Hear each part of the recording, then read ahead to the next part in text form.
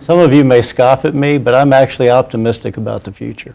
And I'll go back to a comment that Ralph made. Well, so are we. Come on. I'll go back to a comment that Ralph made earlier about prevention. And I have a different perspective on that.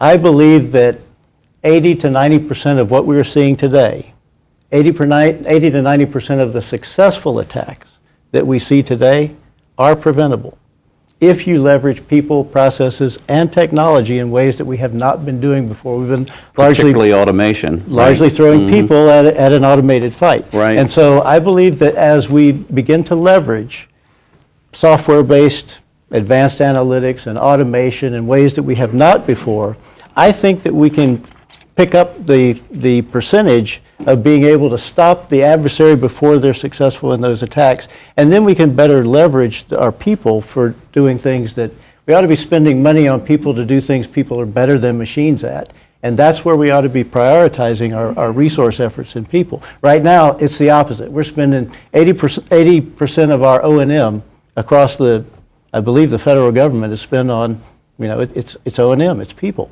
And that takes away from being able to invest in the type of advanced capabilities that are available today in industry that I think federal government could take advantage of. And